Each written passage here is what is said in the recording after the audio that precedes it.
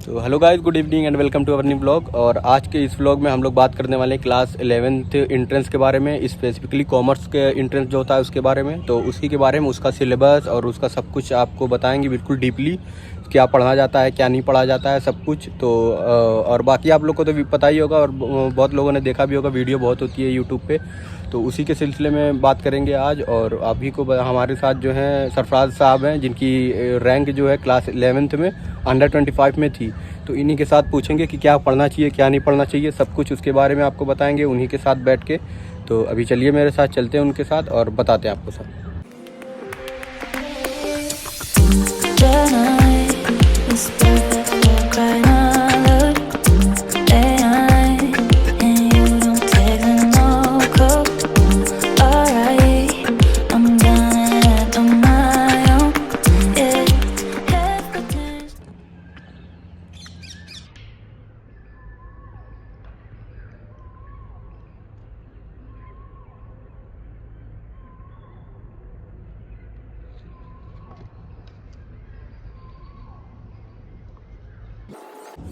तो भाई हमारे साथ अभी सरफराज साहब जुड़ चुके हैं। ये आपको बताएंगे अच्छी से कि क्या करना है क्या पढ़ना है आपको क्या नहीं, सब कुछ स्पेसिफिक तरीके से आपको बताएंगे बिल्कुल डीपली में। तो बताइए सरफराज साहब कि क्या पढ़ना चाहिए और क्या नहीं पढ़ना चाहिए। और हाँ, सबसे पहले बता दो कि ये हमारे शागिर्द ही हैं, बहुत अच्छे दोस्त हैं हमारे। तो बताते हैं चलिए। तो जहाँ तक बात रही है हमारे कॉमर्स और आर्ट्स के इंट्रेंस की क्लास 11 की, तो ज़्यादा जो पोर्शन जो कवर अप होता है वो एसएसटी का पोर्शन कवर होता है, जो कि 60% पोर्शन कवर कर लेता है। ओके, उसके बाद जो 40% जो रेस्ट ऑफ होते हैं उसमें हम मैथमेटिक्स के साथ साथ जनरल नॉलेज के साथ साथ जो होता है हमारा इंग्लिश इस्लामिक कवर होता है। सो अगर हम 40% को ना देख के भी अगर 60% पे फुल्ली फोकस करते हैं ना, तो हमारा इंट्रेंस हो जाएगा।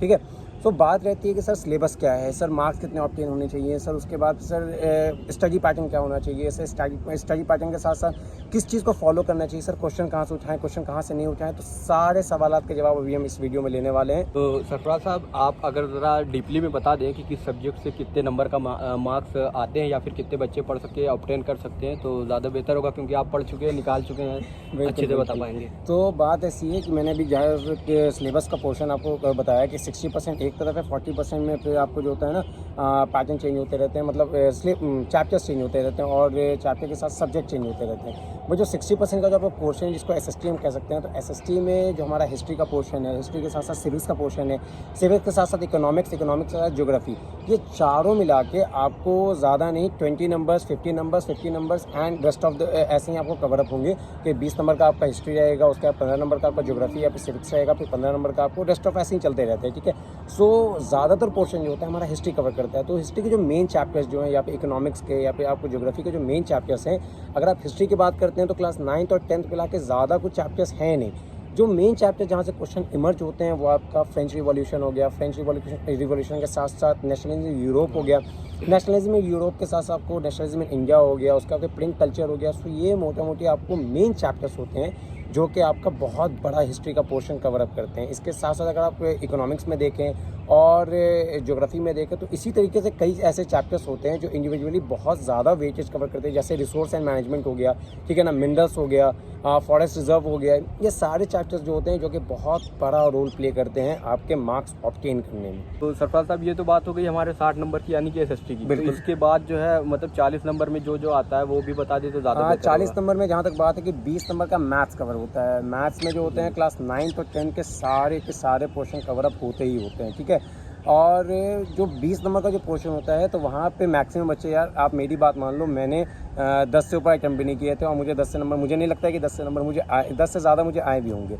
बट अगर आप मैथ्स पे थोड़ा सा कमाने करते हैं 20 में से अगर आप 10 नंबर भी स्कोर करते हैं, 15 नंबर भी स्कोर करते हैं ना, सो एक बहुत बड़ा रोल पे होता है कि आपका रैंक इंक्रीज़ होता है। ठीक है, आपका सिलेक्शन नहीं, यहाँ पे आपको रैंक इंक्रीज़ करवाता है मैथ्स आपका, क्योंकि मैथ्स पे जो कॉमर्स और ह्यूमैनिटीज़ के बच्चे होते हैं वो ज़्यादा फोकस नहीं देते हैं। ठीक है, लोग साइंस इसलिए भी भागते हैं क्योंकि हमें मैथ्स नहीं पढ़ना होता है। सो एक बहुत बड़ा ये आपका रैंक इंक्रीज़ करने में एक बात होती है कि आपको थोड़ा सा मैथ्स पढ़ना चाहिए, जो कि 20 नंबर का होता है। उसके साथ साथ आपको जनरल नॉलेज होता है। जनरल नॉलेज का कोई भी ऐसा सिलेबस नहीं है, कोई सी ऐसी बुक नहीं है जो कि आपको स्पेसिफिक बता दी जाए कि इस बुक से आपको पढ़ना है तब आपका जाके सिलेक्शन अच्छा हो जाएगा। कोई भी ऐसी बुक नहीं है जहाँ पे आप जितना एक्सप्लोर कर सकते हैं जनरल नॉलेज में आप उतना कीजिए, जहाँ से कर सकते हैं वहाँ से कीजिए। उसके बाद बात आती है कि इंडो इस्लामिक कहाँ से पढ़ें। तो इंडो इस्लामिक का जो पोर्शन है वो इस्लामिक थ्योरी, इस्लामिक के ऊपर सारा कुछ होता है, जहाँ पे आप रसूलुल्लाह सल्लल्लाहु अलैहि वसल्लम के बारे में आप पढ़ते हैं। उसके बाद फिर उनके बाद जो खलफाए राशिदीन हैं उनके बारे में पढ़ते हैं, कुरान की आयतों के बारे में पढ़ते हैं। तो ये सारी चीज़ें थोड़ी थोड़ी जो होता है ना, आपको थोड़ी डेप्थ में देखनी पड़ेगी अगर आपको 11 में इंट्रेंस में अगर आपको सिलेक्शन चाहिए ही चाहिए, क्योंकि 11 का entrance one of the most toughest entrance होता है AMU के लिए। सरफराज साहब, ये तो बात हो गई मार्क्स की और पोर्शन की, कितने में से क्या आता है और कितने नंबर का आता है। तो आप ये भी सजेस्ट कर दीजिए कि कौन सी बुक बढ़िया रहेगी, कहाँ से पढ़ना चाहिए। देखिए, क्योंकि बहुत बच्चों को ये प्रॉब्लम होती है कि कहाँ से पढ़ें, वो मार्केट से बुक तो ले लेते हैं लेकिन वो सिर्फ प्रीवियस क्वेश्चन पढ़ पाते हैं लेकिन उनका सिलेक्शन नहीं हो पाता। तो उनको आप ज़रा गाइड करिए बढ़िया से कि उनके लिए बुक कौन कौन सी बढ़िया, कहाँ से पढ़ सकते हैं। जहाँ तक बात रही बुक की, तो मेरे हिसाब से आप अगर गाइड्स की अगर तरफ जाते हैं तो मैं कंसेप्टम की गाइड ले रहा हूँ या फिर कोई ऐसी गाइड ले रहा हूँ जो कि आपको बहुत पसंद आ रही है कि हाँ यार इस गाइड में बहुत अच्छे मतलब पोर्शन में लिखा हुआ है, मैं गाइड ले रहा हूँ, मुझसे इससे अगर मैं इससे सारे क्वेश्चन अगर सॉल्व आउट कर देता हूँ, अगर पूरा गाइड पढ़ ले रहा हूँ तो आपका सिलेक्शन हो जाएगा। ये गलत फहमी है, इससे कुछ भी नहीं होने का है। 11 इंट्रेंस की जहाँ तक बात है तो आपको कुछ भी नहीं करना है। आप अगर गाइड ना भी पढ़ें फिर भी आपका सिलेक्शन होगा, क्योंकि मैंने गाइड नहीं पढ़ी थी, ठीक है। मैं गाइड देखता ज़रूर था सिर्फ क्वेश्चन लगाने के लिए, क्योंकि गाइड से आपको सिर्फ क्वेश्चन का अंदाज़ा हो जाता है कि आप कितने क्वेश्चन वहाँ पर लगा पा रहे हैं, कितने अटैम्प्ट कर पा रहे हैं। जहाँ तक बात रही नोट्स की, तो नोट्स आपको खुद बनाने हैं। क्लास 9th एंड 10th के सारे आप चैप्टर्स उठाइए, खुद से पढ़िए, खुद के नोट्स बनाइए, खुद से क्वेश्चन क्रिएट कीजिए, तब जाके आपको फिर आइडियाज़ होंगे कि हाँ यार ऐसे सिलेक्शन होगा। नहीं तो फिर अगर आप सिर्फ गाइड के भरोसे पे हैं तो सॉरी से आप मेहनत ज़ाया कर रहे हैं, ठीक है।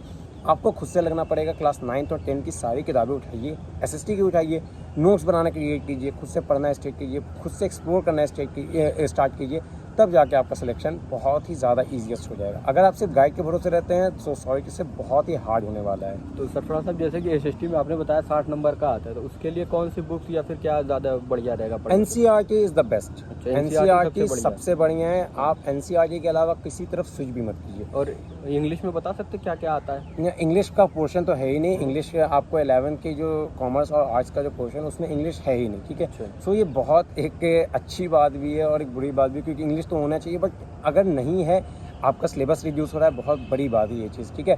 और रही बात कि अभी अलकमा भाई ने हमसे कहा कि बुक क्या है क्या नहीं है, तो मैं वही कंटिन्यू करना चाह रहा हूँ कि NCERT कभी ना छोड़ें। NCERT का अगर आप उंगली पकड़ के चल रहे हैं तो आपका वो NCERT आपको AMU के अंदर लेके आएगी। AMU अगर चाह रहे हैं कि AMU में इंटर होना चाह रहे हैं, चाहे वो किसी भी इंट्रेंस की बात हो, 11 के लेवल तक, मैं ग्रेजुएशन की बात नहीं करता, 11 के लेवल तक, तो NCERT से अच्छी कोई भी किताब नहीं है जो कि आप पढ़ने के काम में ला सकते हैं।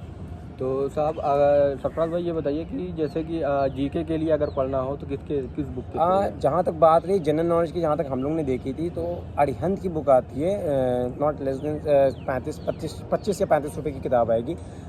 उस किताब को अगर आप अच्छे से देख लेते हैं, वहाँ पे आपका ज्योग्राफी, सिविक्स, इकोनॉमिक्स, हिस्ट्री, उसमें सब कुछ दिया हुआ है, थोड़ा देखे। तो अगर आप उस पोर्शन पे भी कवर अप करते हैं और वहाँ पे वो जो अरिहंत की जो 25 to 35 रुपीज़ की एक बुक आती है, जनरल नॉलेज नाम है बस उसका, आप उसको लें और उससे अगर पढ़ना शुरू करते हैं ना, तो क्वेश्चन उससे ज़्यादा कहीं से आते नहीं। और रही बात आपको अगर इंडो इस्लामिक के पोर्शन की, तो इंडो इस्लामिक के लिए डॉक्टर जिब्राइल साहब की एक बुक आती है इंडो इस्लामिक की, ठीक है।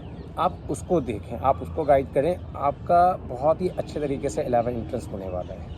तो इसके अलावा भी अगर कोई एक्स्ट्रा बुक वगैरह अगर कुछ बताना चाहें आप? नहीं, अगर जब NCERT पूरा कवरअप हो जाता है, NCERT कवरअप करने के बाद आप कुछ ना करें, लास्ट 10 ईयर के पेपर लगाएं। अगर 10 ईयर से ज़्यादा कहीं मिल रहे हैं तो उससे भी ज़्यादा लगाएं, बट ज़्यादा पुराना आप पेपर पे ना जाए, क्योंकि ज़्यादा पुराने पेपर में आपको पैटर्न भी चेंज था, पैटर्न के चेंज होने के साथ साथ सिलेबस भी चेंज था।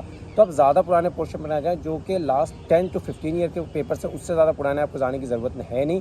तो अगर 15 ईयर के क्वेश्चन लगाते हैं तो अप्रॉक्सीमेटली 1500 क्वेश्चन आपने लगा रखे हैं।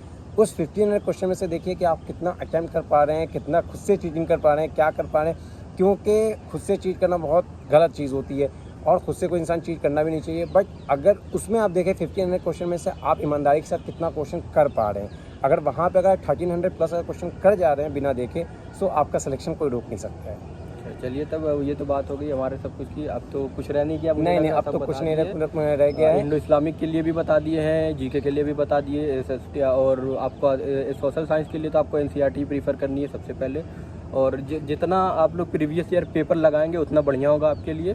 और ये जो बुक आती है गाइड वगैरह, कॉन्सेप्टम हो गई या कुछ हो गई, इन सबसे कुछ फ़ायदा होने वाला नहीं है, बस अपना टाइम आप वेस्ट करेंगे। क्यों सर? थोड़ा बिल्कुल नहीं, टाइम और मनी दोनों आप वेस्ट हाँ, करेंगे। तो और अगर आपको क्वेश्चन लगाने का शौक है, ठीक है ना, अगर आप क्वेश्चन लगाना चाह रहे हैं, अगर चाह रहे हैं कि समरी रिवाइज करें, पहले खुद से पढ़ ले, फिर अगर गाइड से पढ़ें तो एक बहुत अच्छा हो सकता है, ठीक है, क्योंकि आपको क्वेश्चन मिल जाएंगे और शॉर्ट नोट्स भी मिल जाएंगे। मगर आप अगर सिर्फ अगर गाइड के ऊपर डिपेंड रहते हैं तो वहाँ पे आप सक्सेसफुल नहीं हो पाएंगे।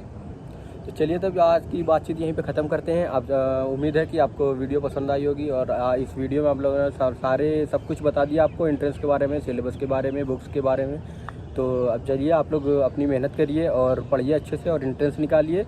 और क्योंकि हम दोनों हैं रोज़े से, तो टाइम हो रही है रोज़े की, तो अब चलते हैं फिर रोज़ा खोलते हैं, उसके बाद जल्दी मिलेंगे नई वीडियो में। और अगर इसके अलावा भी आपको अगर किसी भी चीज़ की वीडियो चाहिए तो आप कमेंट कर सकते हैं, सिलेबस चाहिए या किसी भी चाहिए, तो हम उसकी वीडियो हम गाइड के लिए देंगे। आपके पास मौजूद हैं, आप कमेंट कीजिए बस। हम अब बढ़िया से बढ़िया आप लोग को गाइड लेके आएंगे और बढ़िया से बढ़िया आपको इंसान लेके आएंगे। सब आपको मिलेगा बढ़िया यहाँ पे। तो चलिए जब मिलते हैं एक नई वीडियो के साथ, तब तक के लिए इस वीडियो को कमेंट करिए और सब्सक्राइब करिए चैनल को और वीडियो को शेयर करिए। चलिए ठीक है।